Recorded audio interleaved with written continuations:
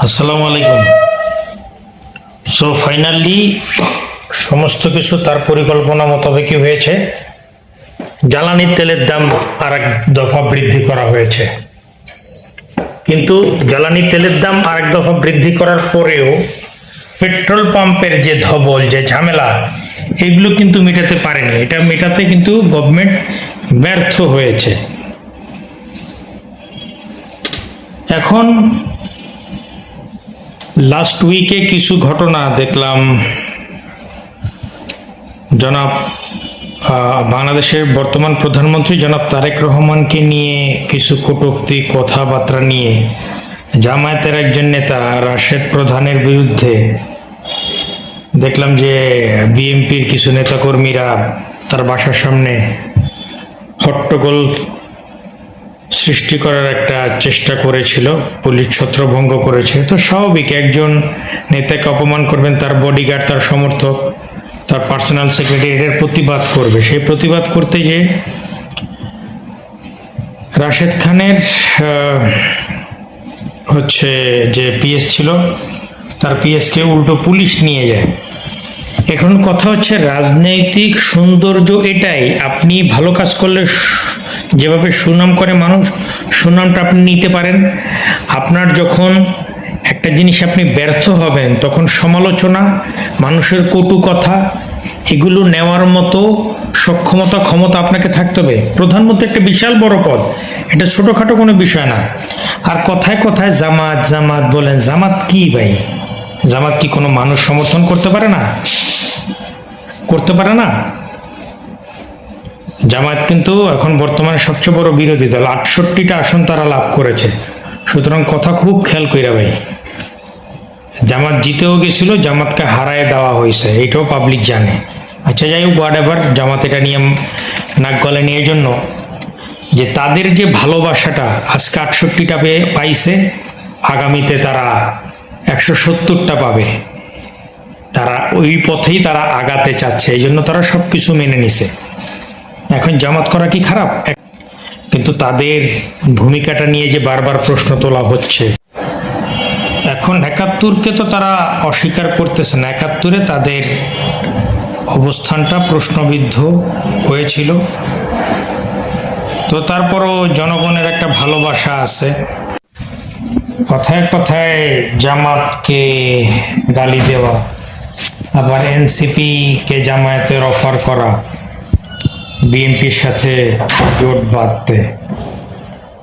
জামাতকে একা করে, জামাতকে এত ভয় কেন?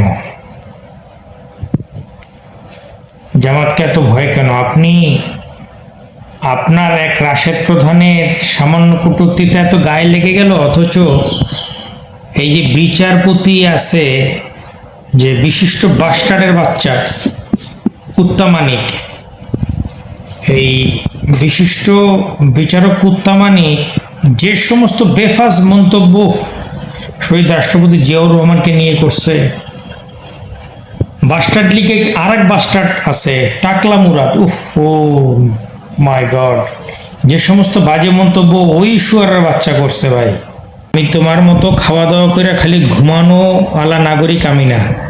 আমি দেশকে নিয়ে ভাবি, খালি আমার নিজের নিয়ে আমি ভাবি না। দেশ ভালো থাকলে না আমি ভালো থাকতে পারবো। আজকে এই যে জ্বালানি তেলের যে এই অবস্থাটা, এটার জন্য কে দায়ী? এটা গভর্নমেন্ট ফাইন্ড আউট করতে পেরেছে? এক তো যুদ্ধের ইস্যু ধরে রাখছে, বারবার গভর্নমেন্টের জ্বালানি মন্ত্রণালয় থেকে জ্বালানি মন্ত্রী বলতেছে সব কিছু মজুদ আছে, তারপরে এই ঝামেলার সৃষ্টি। আচ্ছা যাই হোক, যে পয়েন্টে ছিলাম, তো এখানে নাহিদ একটা ট্রাম্প কার্ড খেলে দিছে। এই ট্রাম্প কার্ডটা কি খেলছে? বিএনপি যখন এনসিপিকে অফার করছে আমাদের সাথে আসো, এনসিপি বিএনপির যে বহিষ্কৃত নেতা কর্মী ছিল, হ্যাঁ, যারা বিএনপি থেকে ওইভাবে মূল্যায়িত হয়নি, তাদেরকে এখন তারা তাদের দলে ভিড়ানোর জন্য হচ্ছে উদ্যোগ নিচ্ছে, তাদেরকে আমন্ত্রণ করতেছে। তো কঠিন একটা খেলা খেলে দিছে এনসিপির মুখপাত্র নাহিদ, এমপি নাহিদ। এখন দেখার বিষয়ে সামনের দিনগুলো বর্তমান গভর্নমেন্ট কিভাবে দেশ পরিচালনা করে।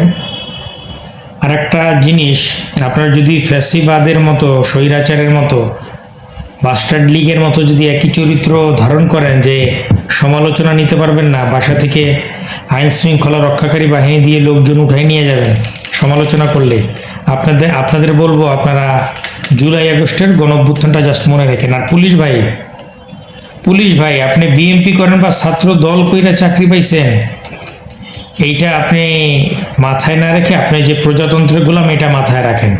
পুলিশ ভাইরা আর পুলিশ প্রশাসনটাকে বিতর্কিত করেন না। ওই হোম মিনিস্টার আছে না শিলং সালাউদ্দিন নাকে, সেই তো সমস্ত কলকাঠি নাড়তেছে, তার আশেপাশের আমলারা তার পিএসরাই তো এগুলো কলকাঠি নাড়ে। তারা এখন সাইবার ইউনিট তৈরি করছে, কে তাদের বিরুদ্ধে সমালোচনা করে তাদের উঠে নেয়।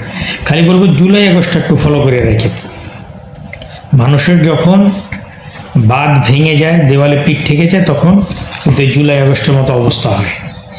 সুতরাং আপনারা ভালো কাজ করলে সুনামটাও যেমন নিতে পারবেন, সুতরাং আপনারা যখন ব্যর্থ হবেন তখন সমালোচনা, মানুষের গালি খাওয়ার মতো হজম শক্তি আপনাদের থাকতে হবে। যদি হজম শক্তি না থাকে তাহলে আমি বলবো হজমুলা খান, হজমুলা খাইলে সব কিছু হজম হয়ে যাবে। ধন্যবাদ।